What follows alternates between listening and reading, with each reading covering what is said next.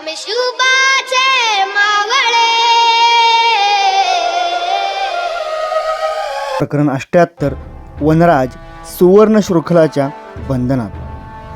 पावसाळा चालू असतानाच मिर्झा राजांना इच्छा झाली की शिवाजीराजांचा महाविख्यात किल्ला कोंढाणा उर्फ सिंहगड आहे तरी कसा, तो एकदा आपण प्रत्यक्ष जाऊन पहावाच.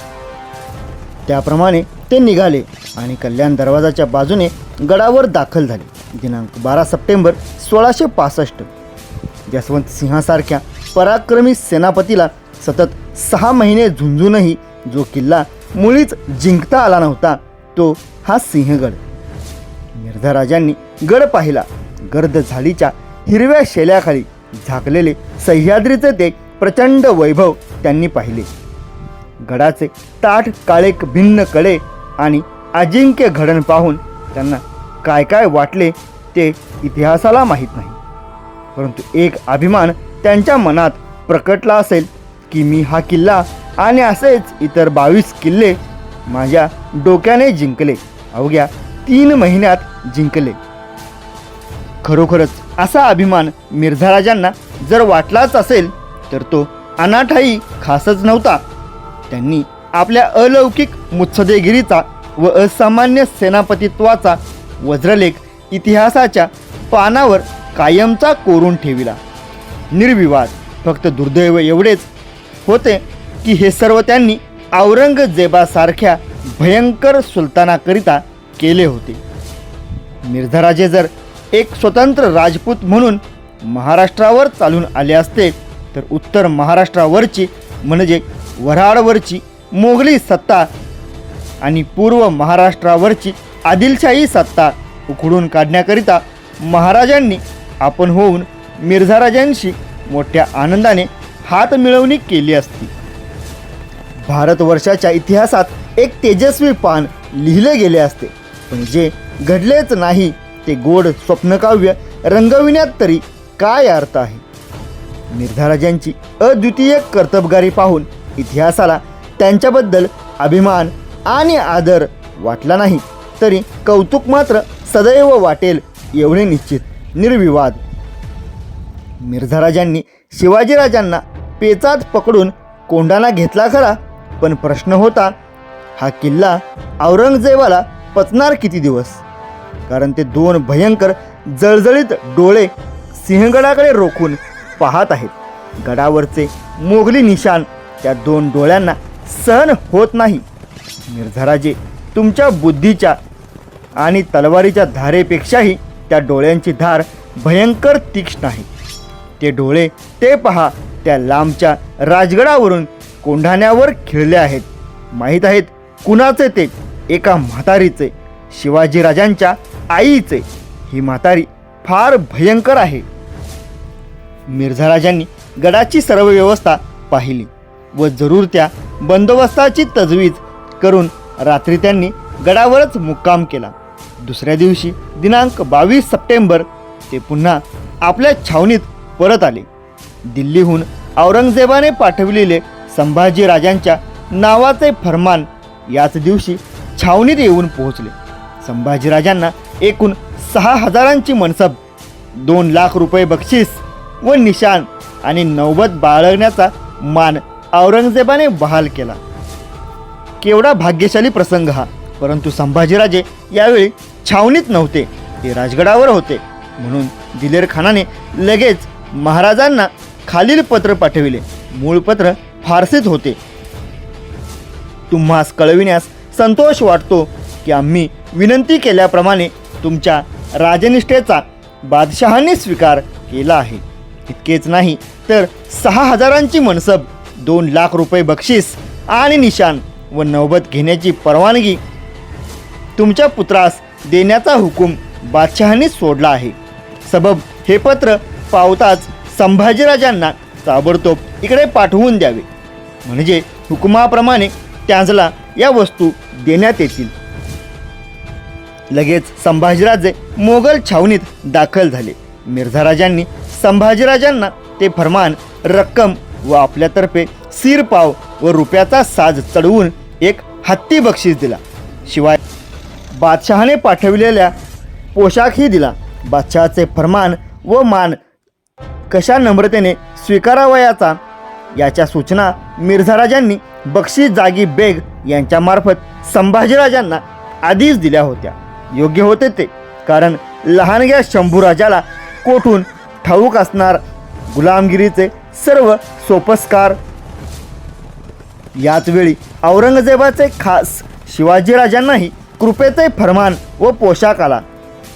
मिर्झाराजांनी ही आनंदाची खबर ताबडतोब शिवाजीराजांकडे रवाना केली व फरमान घेण्यासाठी टाकोटाक आमच्या छावणीत या म्हणून हुकूम पाठविला. महाराज यावेळी तळ कोकणात होते. मिर्झाराजांचे पत्र मिळताच त्यांनी ते ताबडतोब निघाले आणि छावणीत येऊन पोहोचले. दिनांक 27 सप्टेंबर 1665. बादशहाचे फरमान अद्याप आलेले नव्हते, येण्याच्या मार्गावर होते.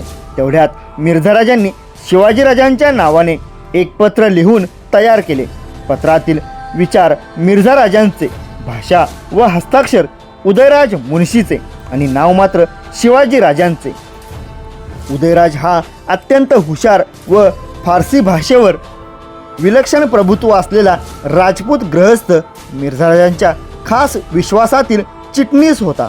हे पाहते पत्र मूळ फारसी पत्राचा हिंदवी तर्जुमा हा असा: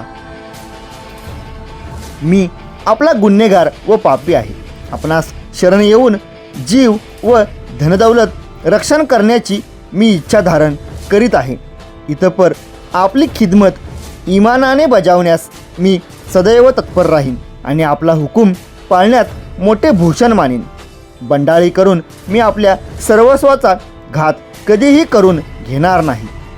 मिर्झाराजे जयसिंह यांनी सर्व वर्तमान आपणास तपशीलवार कळविलेच आहे. मला सर्व गुन्ह्यांची क्षमा करून जीवनदान द्यावे, एवढेच या दासाचे आपल्या चरणांपाशी मागणे आहे. बादशाही शिक्का व पंजा यांनी अलंकृत झालेले आपले कृपापूर्ण फरमान येऊन दाखल झाले. अशी आनंदाची बातमी मिर्झाराजे जयसिंह यांनी आम्हाला कळविली. यायोगे बादशहांनी मला जीवनदान दिले आहे. बादशहांकडून माझ्यासाठी पोशाख आला, हेही मला अत्यंत भूषणास्पद वाटत आहे. या पापी दासाचे अपराध क्षमेस पात्र नसतानाही बादशहांनी केवळ उदार अंतःकरणाने ही कृपा मजवर केली, हे त्यास मोठे भूषण आहे. फरमान आल्याप्रमाणे मी आपले हुकूम पाळण्यास सदैव तत्पर राहीन. आता मिर्झाराजांची रजा घेऊन घरी जातो आणि लढाईची तयारी करून फौज घेऊन विजापुरावर जाण्यासाठी त्यांच्या मदतीस येतो. या युद्धात विशेष पराक्रम दाखवून पूर्वीचा काळिमा धुवून काढावा अशी मी उमेद बाळगीत आहे आणि येणेकरून आपल्या अनंत उपकारांची अल्पतरी फेड माझ्या हातून होईल अशी उमेद आहे. पाहिलीत या पत्रातील ही निष्ठेची भाषा. हे पत्र शिवाजीराजांच्या नावाने औरंगजेबाकडे मिर्झाराजांनी पाठविले. वास्तविक या पत्रातील एक अक्षराशीही महाराजांच्या काया वाचा मनाचा संबंध नव्हता. मिर्झाराजांची केवढीही औरंगजेबाच्या सेवेसाठी धडपड मन थक्क होते.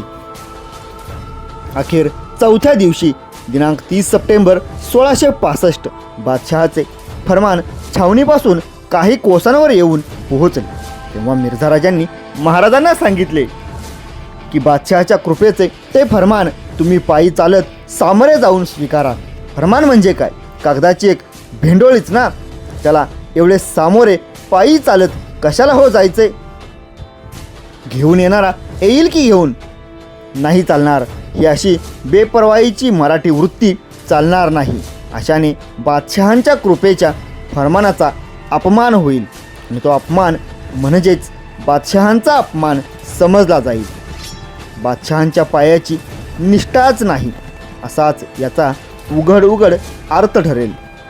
बादशाहीतील सरदारांची रीत अशी आहे की असे फरमान आल्यावर हजारो रुपये खर्च करून फरमानबाडी उभारून लवाजमा घेऊन अनवाणी चालत चालत 3-4 कोस सामोरे जायचे.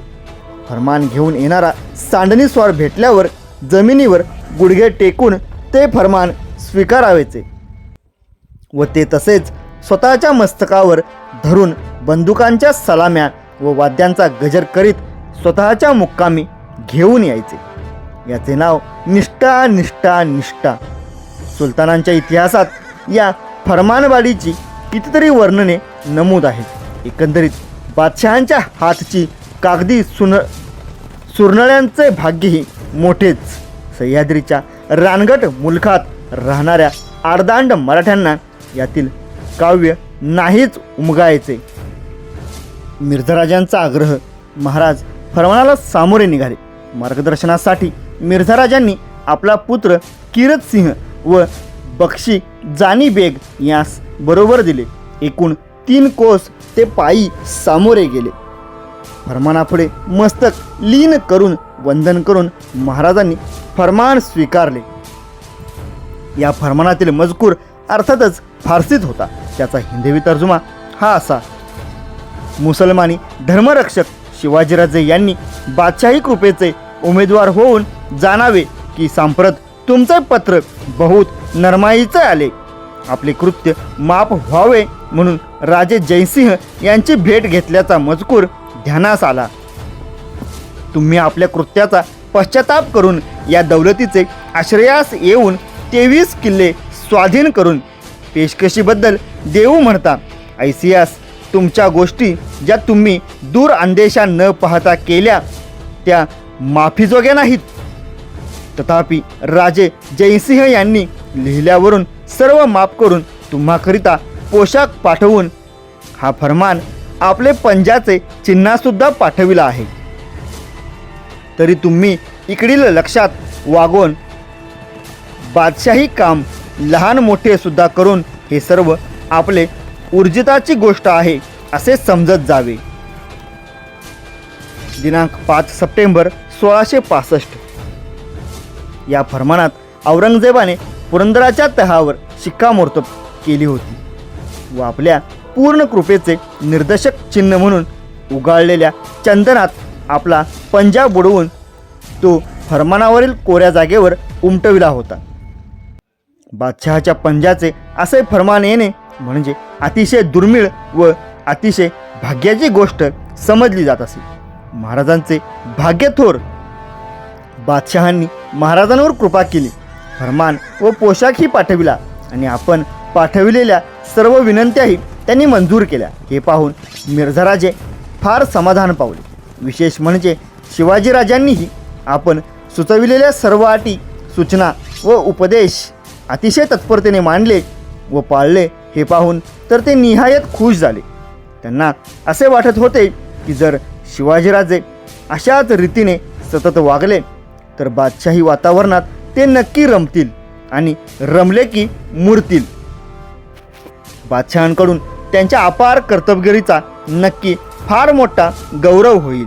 दख्खनची सुभेदारी त्यांना मिळेल. विजापूर व गोवळकोंड्याच्या बादशाही जिंकून घेण्याची कामगिरीही त्यांच्यावर सोपवली जाईल. म्हणजे सारी दख्खन मोगलशाहीत सामील होईल. शिवाजीराजांच्या वाट्यालाही जहागिरीच्या रूपाने त्यांच्या स्वराज्यापेक्षा कितीतरी मोठा प्रदेश येईल आणि हे एवढे कार्य साधले गेले तर बादशाहही आपल्यावर बेहद खुश होतील आणि शिवाजीराजेही खुश होतील. किती उत्तम कल्पना आहे ही. शिवाजीराजांनी फक्त आपले मन बादशहांना अर्पण करण्याचा अवकाश आहे. बादशहांनाही प्रेमाने त्यांना दिलासा देण्याचा अवकाश आहे. पण हे घडण्यासाठी शिवाजीराजांची व बादशहांची भेट होणे जरूर आहे.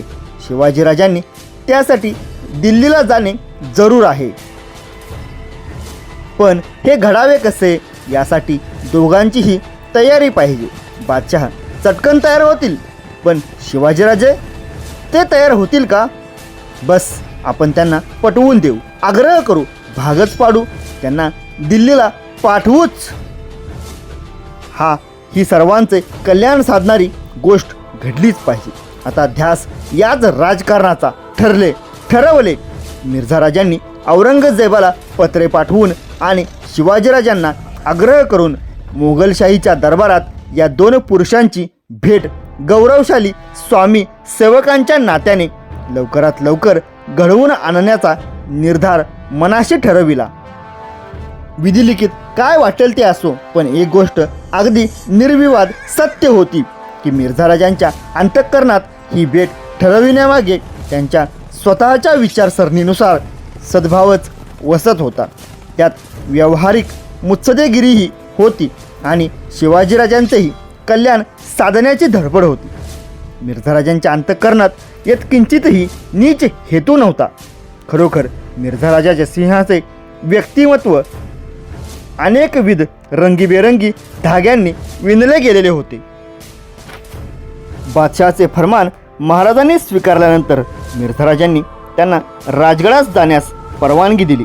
कारण लवकर विजापूरकरांच्या विरुद्ध जी मोहीम मिर्झा राजे काढणार होते त्या मोहिमेत सामील होण्यासाठी पुन्हा महाराजांना यायचेच होते.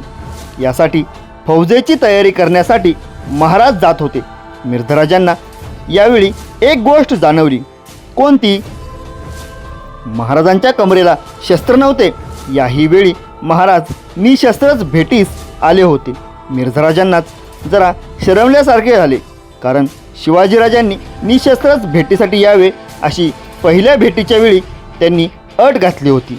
महाराजांनी ती अट याही वेळी स्वतःहून पाळली.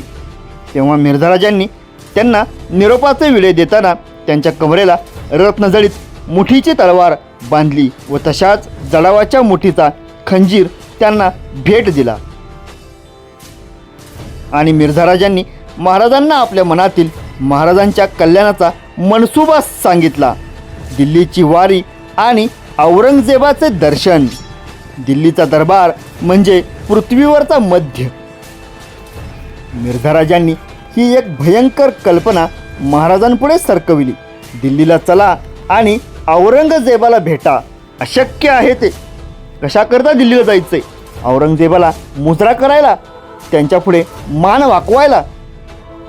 काय जरूर आईसाहेबांच्या शिवबाची मान दुष्ट दानवी सुलतानांपुढे झुकण्यासाठी आहे काय? ती झुकते जमिनीपर्यंत, लवते संत सज्जनांपुढे, आईपुढे, वडीलधाऱ्या स्वकीयांपुढे, तुळशी वृंदावनापुढे, आपल्या भूमीवरच्या जलतरू काष्ठ पाषाणांपुढे, सह्याद्रीपुढे, स्त्रियांपुढे, बालकांपुढे, गाई वासरांपुढे, स्मशानातल्या भस्म राशींपुढे सुद्धा. पण बादशहापुढे अशक्य, अतर्क्य. शिवबाला त्याच्या आईने असले काही शिकविलेच नाही. दादाजी कोंडदेवांनीही असला मंत्र कधी दिलाच नाही. मिर्झा राजांची कल्पक सूचना महाराजांना पटेना. महाराज काहीच न बोलता मिर्झा राजांचा निरोप घेऊन राजगडास परतले. त्यांच्या डोक्यात तो विचार घर धरीना. विजापूरच्या मोहिमेसाठी मिर्झा राजांच्या मदतीस लवकरच महाराजांना निघावयाचे होते. तसा करारच होता. फौजांची तयारी चालू होती. मिर्झा राजांनी विजापुरावर स्वारी करण्याची तयारी पूर्ण केली. औरंगजेबाची अशी जबर महत्त्वाकांक्षा होती की सबंध दख्खन मोगली साम्राज्यात दाखल करावयाची. एकछत्री आपला अंमल स्थापावयाचा. त्यानुसार ही नवी मोहीम मिर्झा राजांनी शिरावर घेतली होती. विजापूरकरांवर हे फारच भयंकर संकट चालून येणार होते. मिर्झा राजा, दिलेर खान आणि शिवाजी राजा हे तिघेही आपल्यावर चालून येणार आहेत याची जाणीव असूनही विजापूरचा बादशाह अली आदिलशहा आणि त्यांचे सरदार मुळीच घाबरले नव्हते. तोंड देण्याची तयारी त्यांनीही सुरू केली होती.